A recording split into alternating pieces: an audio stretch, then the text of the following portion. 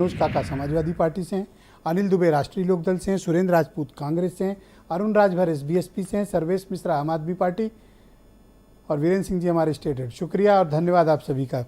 संजय चौधरी जी, क्या ये भारतीय जनता पार्टी को चिंता करनी चाहिए कि उनके खिलाफ एक बड़ा अलायंस फार्मली आज तैयार हो गया, बन भी गया और सारे नेता इकट्ठे आ गए जिनके बारे में सोचा भी नहीं जा सकता था। तो इंडिया प्लेटफॉर्म जो तैयार हुआ है अपोजिशन का, एनडीए क्या ओपिनियन रखता है इसके बारे में?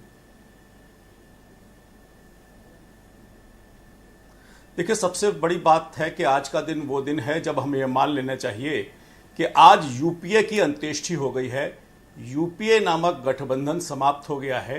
एक नए गठबंधन के साथ कुछ लोग जुड़े हुए हैं जिन्होंने एक नया नाम धर के आए हैं। और इस नए नाम के बारे में मैं डॉक्टर लोहिया को उद्धृत करना चाहूँगा। जब वो पहली बार लोकसभा में पहुँचे तो डॉक्टर लोहिया ने कहा कि हम भारत की जो लड़ाई है, जिसको इंडिया का रूप दिया गया है, ये भारत और इंडिया की लड़ाई, देश में कैसे भारत आगे बढ़े, देश में भारत के स्वाभिमान को, भारत के स्वरूप को, भारत की संस्कृति को और भारत की विरासत के आधार पर अर्थव्यवस्था कैसे खड़ी की जाए। डॉक्टर लोहिया का यह मत आज और भी ज़्यादा प्रासंगिक हो गया है। मुझे लगता है कि जब जब चुनाव होंगे, पक्ष और विपक्ष के दल आपस में भिड़ेंगे, वे अपना नाम रखेंगे, कोई गठबंधन बनाएंगे। सर, आपको इंडिया शब्द पर इतना एतराज क्यों है? इंडिया शब्द भारत के संविधान का हिस्सा है, उसमें लिखा है नहीं भारत दैट इज इंडिया। यही है। देखिए, जब हम रायसीना मार्ग को लोक कल्याण का मार्ग करते हैं तो वो भारत की मूल आत्मा है। जब हम देश के अंदर इंडिया गेट के सामने नेताजी सुभाष चंद्र बोस की मूर्ति लगाते हैं तो वही भारत है।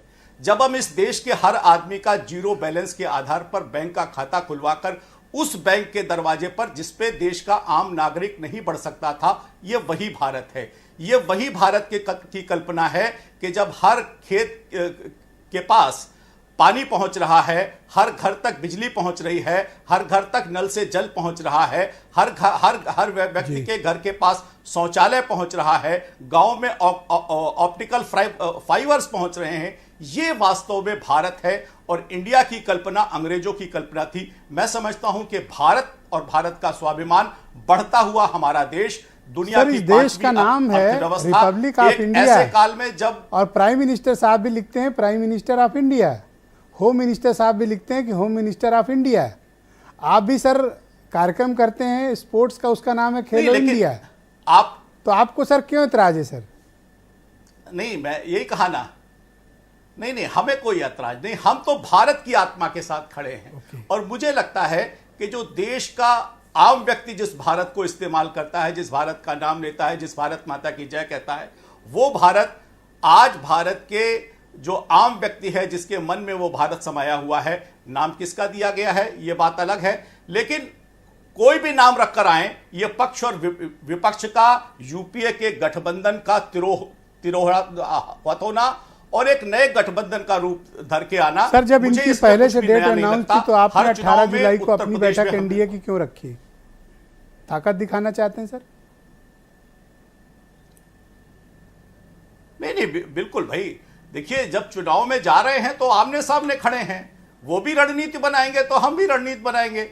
और रणनीति एक दूसरे के खिलाफ देश में अपने मत को, अपनी भावना को, अपने विचार को, अपने कार्यक्रम को जनता के बीच में ले जाने की बात है। हर दल की अपनी रणनीति है, उनकी रणनीति होगी। लेकिन आम आदमी का जन कल्याण और गरीबों के कल्याण के आधार पर भारतीय जनता पार्टी भारत की आत्मा के साथ आगे बढ़ेगी। और इसीलिए जब शुद्ध राजनीतिक आधार पर सांस्कृतिक परिवर्तन होता है तो ये भारत कहता है कि सोमनाथ में मंदिर बने, ये इंडिया कहता है कि देश का राष्ट्रपति उस मंदिर के उद्घाटन के लिए न पहुंचे। ये वास्तव में सांस्कृतिक लड़ाई है और इस सांस्कृतिक लड़ाई का निश्चित रूप से स्वागत है। 2024 के चुनाव में हम अपने इन्हीं कार्यक्रमों के आधार पर, इन्हीं अपने साथियों के आधार पर, लोक कल्याण के आधार पर और गरीब कल्याण के कार्यक्रमों के आधार पर आगे